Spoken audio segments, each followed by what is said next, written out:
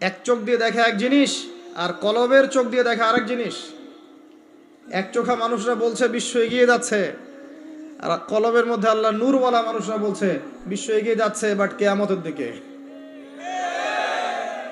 কি বুঝছেন? বিশ্ব এগিয়ে যাচ্ছে ঠিকই, বাট কিয়ামতের দিকে, তার শেষ সময়ের দিকে এগিয়ে যাচ্ছে আস্তে আস্তে, এবং এখন খুব দ্রুত এগিয়ে যাচ্ছে। এখন সময় আরো দ্রুত যাচ্ছে। একটা বছর চলে যাচ্ছে একটা মাসের মতো, একটা মাস চলে যাচ্ছে একটা সপ্তাহের মতো, একটা সপ্তাহ যাচ্ছে একটা দিনের মতো, একটা দিন যাচ্ছে একটা ঘন্টার মতো। যারা আল্লাহর নূর এবং বসিরা প্রাপ্ত মানুষ তারা বুঝতে পারে। এই যে রমজান চলে আসলো, কয়দিন আগে রমজান শেষ করে আসলেন, এই যে রমজান চলে আসলো। এই যে কয়দিন আগে জুমার নামাজ পড়লেন, দেখবেন আবার জুমা চলে আসবে। সময় দ্রুত চলে যাচ্ছে। কিসের আলামত?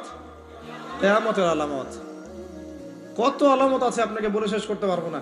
মহিলাদের সংখ্যা বাড়ছে, পুরুষদের সংখ্যা কমছে।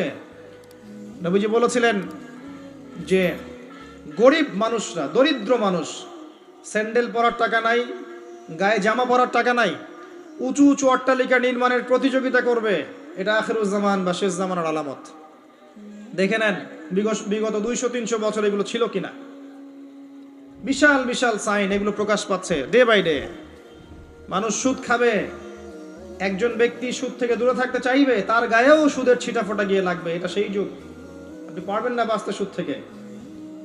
দাড়ি টুপি নিয়েও খেতে হচ্ছে, কিচ্ছু করার নাই, কারণ সব সিস্টেমই সুদ ভিত্তিক। হয় খাচ্ছেন, না হলে দিচ্ছেন, না হলে সাক্ষী থাকছেন, না হলে লিখে রাখছেন, কিছু না কিছু করছেন। মানুষ মাদক খাবে, মাদককে হালাল মনে করে খাবে। মানুষ জেনা করবে, জেনাকে হালাল মনে করবে, হারাম মনে করবে না। মানুষ হত্যা করবে, যাকে হত্যা করবে সে জানবে না কেন হত্যা করছি, আর যে মারা যাবে সেও বুঝবে না কি জন্য আমাকে মারলো। পিতামাতার সাথে দাস দাসীর মতো আচরণ করা হবে, পিতামাতার সাথে দাস দাসীর মতো আচরণ করা হবে। সম্পদের জন্য সন্তান মাকে হত্যা করবে, বাবাকে হত্যা করবে। দুই চোখওয়ালা মানুষরা বুঝতে পারে এগুলো হচ্ছে, দিন দিন বাড়ছে, সময় সংক্ষিপ্ত হয়ে আসছে। আল্লাহ পাকের আযাব গজব বাড়ছে, আসমানি গজব বাড়ছে, জমিনের বালা বাড়ছে, ভূমিকম্প বাড়বে, ডে বাই ডে ভূমিকম্প বাড়বে। এবং 3টা বড় বড় ভূমিকম্প অপেক্ষা করছে আমাদের সামনে। একটা পৃথিবীর পূর্ব দিকে, একটা পশ্চিম দিকে, আর একটা হচ্ছে পৃথিবীর মাঝখানে। কিছু মুনাফিককে আল্লাহ পাক ধসিয়ে দিবেন আরবের মধ্যে, আর ওখানেও কিছু মুনাফিক আছে। এটা বুঝতে হলে আপনাকে জিওপলিটিক্স বুঝতে হবে। আরবি দিয়ে কথা বললেই কেউ আমিরুল মুমিনিন হয় না। আরবি দিয়ে কথা বললেই কেউ আমিরুল মুমিনিন হয় না। আব্দুল্লাহ বিন উবাইও আরবি দিয়ে কথা বলতো। তো হত্যা বাড়বে, আর কোন নিদর্শনের জন্য অপেক্ষা করছেন? এগুলো আস্তে আস্তে ডে বাই ডে বাড়তে থাকবে। হারাজ বাড়বে, হারাজ মানে হত্যাকাণ্ড, প্রচুর হত্যাকাণ্ড হবে। প্রথম বিশ্বযুদ্ধে মানুষ মরেছে প্রায় 3 থেকে 4 কোটি। দ্বিতীয়টাতে মানুষ মরেছে 7 থেকে 8 কোটি। সামনে যেটা হবে, এখানে দেখবেন পৃথিবীর 3 ভাগের 1 ভাগই শেষ ইনশাআল্লাহ আযজা ওয়া জাল। এমনটাই হবে ইনশাআল্লাহ তাআলা। আমরা চাই না এমনটা হোক, কিন্তু কুদিয়াল আমর, লেখা হয়ে গেছে, এগুলো কিছু করার নাই। পৃথিবী সংকীর্ণ হয়ে আসবে, জনসংখ্যা কমবে, প্রচুর মানুষ মহামারীতে মারা যাবে। আর মহামারীর সময় চলে যাওয়ার পরে কি আসবে সেটাও হাদিসের মধ্যে আছে, ওয়া বা'দাহু সানাওয়াতি জালাজিল। এরপরে আসবে ভূমিকম্পের বছরগুলো। মহামারীর সময়গুলো যখন চলে যাবে, এরপরে আসবে ভূমিকম্পের বছরগুলো। আলেম ওলামা আছে, ওনাদের কাছে অনুবাদ করে নিয়েন। সানাওয়াত, সানার বহু বচন, একটা বছর না, অনেক বছর। জালজালায়ের বহু বচন জালাজিল, অনেক ভূমিকম্প হবে। আর প্রত্যেক ভূমিকম্পে পৃথিবীর সময় কিন্তু সংক্ষিপ্ত হয়ে আসে। এটা আপনারা যারা সায়েন্স জানেন তারা বুঝবেন। যাই হোক, এই অবস্থার প্রেক্ষাপটে ইসলাম ছাড়া আত্মসমর্পণের কোনো জায়গা নাই, আর ইসলাম ছাড়া সমাধানও কেউ দিতে পারবে না। এই জন্য নিরপেক্ষভাবে আল্লাহর কাছে যেহেতু ফিরে যেতেই হবে, আমাদের উচিত ইসলামকে আগে ভালো করে জানা এবং বোঝা, হটকারী না হওয়া। আগে জানা এবং বোঝা যে ইসলামে প্রতিটা বিষয়ের সলিউশন আছে কি নাই। যদি আপনি দেখেন নিরপেক্ষভাবে হ্যাঁ আছে, তাহলে আর দেরি করবেন না, ইস্তেগফার করে আল্লাহর কাছে আত্মসমর্পণ করেন। আল্লাহ পাক আপনার বিগত জীবনের যত গুনাহ খাতা আছে সমস্ত গুনাহ আল্লাহ মাফ করে দিবেন ইনশাআল্লাহ তাআলা। আল্লাহ পাক তো এমনটা বলেছেন, ইল্লা মান তাবা ওয়া আমানা ওয়া আমিলা আমালান সালিহা ফাউলাইকা ইউবাদদিলুল্লাহু সাইয়্যাতিহিম হাসানাত, যারা তওবা করবে, ঈমান নিয়ে আসবে এবং আমল সালেহ বেশি বেশি করতে থাকবে, আল্লাহ পাক তাদের গুনাহ শুধু মাফ করবেন না, বরং গুনাহগুলোকে নেকি দিয়ে পরিবর্তন করে দিবেন। বলেন সুবহানাল্লাহ। এই জায়গায় গিয়ে আবার পয়েন্টে চলে আস। নবী মুসা আলাইহিস সালাম যখন খুতবা দিচ্ছিলেন, তখন তিনি বলে ফেলেছিলেন যে আমি পৃথিবীর সবচেয়ে জ্ঞানী মানুষ, কারণ তার কাছে ওহী আসছিল। আল্লাহ পাক ধরলেন, আল্লাহ পাক নবীদের ছোট ছোট ভুল ধরতেন। আমাদের নবী মুহাম্মদ সাল্লাল্লাহু আলাইহি সাল্লাম বলে দিয়েছিলেন একবার যে আমি মধু খাবো না আজকে থেকে, মনে আছে? মধু হারাম করে নিলাম। লিমা তুহাররিমু মা আহাল্লাল্লাহ, আল্লাহ পাক আয়াত নাযিল করলেন না? কোন সূরায়? সূরা তাহরিম। ভাই, এভাবে আল কোরআনের আলো ঘরে ঘরে জ্বলবে না। যখন কোরআন আপনি স্টাডি করবেন, প্রত্যেকটা ঘরে একটা করে কোরআনওয়ালা মানুষ থাকবে, অটোমেটিক আল্লাহর এই যে আল্লাহ পাকের এই কিতাব আল কোরআনের আলো সমস্ত ঘরে ঘরে জ্বলবে ইনশাআল্লাহ তাআলা। কোরআন পড়ার লোক তো লাগবে, কোরআন পড়ার মানুষ তৈরি করতে হবে। প্রত্যেক ঘরে ঘরে একটা করে মানুষ তো চাই যে কোরআন গবেষণা করতে পারে। তখন দেখবেন অটোমেটিকলি কোরআনের আলো ঘরে ঘরে জ্বলে যাবে ইনশাআল্লাহ তাআলা। আবেগ দিয়ে হয় না, আবেগ দিয়ে কোনো কিছু হয় না। যারা ইসলামের বিরুদ্ধে কাজ করছে এরা আবেগ দিয়ে কাজ করছে না, বিবেক দিয়ে কাজ করছে। আমরা আবেগী জাতি, আমরা আবেগী জাতি না, আমরা আবেগী জাতি, খুব আবেগ আমাদের। দিনের পিছনে আবেগ ভালো জিনিস, কিন্তু আবেগ দিয়ে দিন প্রতিষ্ঠা হয়নি কখনো। নবী সাল্লাল্লাহু আলাইহি ওয়াসাল্লাম হিকমা দিয়ে, বুদ্ধি দিয়ে, কৌশল দিয়ে ধীরে ধীরে বেসিক ঠিক করে আস্তে আস্তে আস্তে আস্তে ইসলামকে এগিয়ে নিয়ে গেছেন। 23 বছর সময় লেগেছে। কত বছর? কখনো কখনো অত্যাচার সহ্য করতে হয়েছে, করেছেন। কখনো মার খেতে হয়েছে, খেয়েছেন। কখনো গালি খেতে হয়েছে, খেয়েছেন। কখনো সমালোচনা সহ্য করতে হয়েছে, করেছেন। কখনো দেশ থেকে চলে যেতে হয়েছে, চলে গিয়েছেন। হাল ছেড়ে দেন নাই, ধীরে ধীরে ইসলামকে নিয়ে এগিয়ে গেছেন। একদিনে তো দিন কায়েম হয়নি, হয়েছে। তার আগ পর্যন্ত এভাবে গ্লোবালি কিছু হবে এটা আমার মনে হয় না। আমি স্টাডি করে যা মনে হচ্ছে, আমার কাছে মনে হয় না যে গ্লোবালি তার আগে কিছু হবে। ক্ষুদ্র পরিসরে বা ব্যক্তিগতভাবে বা সামাজিকভাবে ছোট ছোট ক্ষেত্রে কিছু হতে পারে, কিন্তু বড় পরিসরে মনে হচ্ছে না যে এত সময় আমাদের হাতে বাকি আছে। আল্লাহ রাব্বুল আলামিন ভালো জানেন, ইল্লা মাশাআল্লাহ। নবী মুসা আলাইহিস সালাম যখন এই কথা বলছেন, আল্লাহ পাক ধরে ফেলেছেন। তিনি বলছেন, আমার একজন বান্দা আছে যার নাম খিদর, খিদর আলাইহিস সালাম। খিদর মানে শ্যামল বা সবুজ। তিনি যেখানে বসতেন ওই জায়গাটা সবুজ হয়ে যেত। একটা রুক্ষ জায়গায় তিনি বসলে ওই জায়গা সবুজ হয়ে যেত। তিনি বললেন, খিদর তোমার চেয়ে বেশি জ্ঞানী মানুষ। নবী মুসা আলাইহিস সালাম বললেন, আমি তার সাথে মিট করতে চাই, আমি তার সাথে দেখা করতে চাই, আমি তার কাছে জ্ঞান শিখতে চাই। তিনি এগিয়ে গেলেন জ্ঞান শেখার পথে। একজন সাথীকে সঙ্গে দিলেন, তার নাম ইউশা বিন নুন। এগিয়ে গেলেন, যেতে যেতে তাকে বলে দেওয়া হয়েছিল এই মাছটা যেখানে গিয়ে জীবিত হয়ে যাবে সেখানেই তুমি তাকে পাবে, যেখানে দুইটা সাগর একসাথে মিলিত হবে সেখানে তুমি তাকে পাবে। নবী মুসা আলাইহিস সালাম ওই জায়গা থেকে আরো দূরে চলে গিয়েছিলেন, এবং যখন তিনি পথটা ভুল করেছেন তখন ক্লান্ত হয়ে পড়েছিলেন। এই জায়গায় গিয়ে আমি বলি যে আপনার জীবনের চলার পথ যদি ভুল হয়, আপনি খুব দ্রুত ক্লান্ত হয়ে যাবেন আর কি। আপনার কথা কি বুঝতে পারেন? আপনার জীবনের চলার পথ যদি ভুল হয়, আল্লাহর পথে না হয়, তাহলে আপনি খুব দ্রুত ক্লান্ত হয়ে পড়বেন।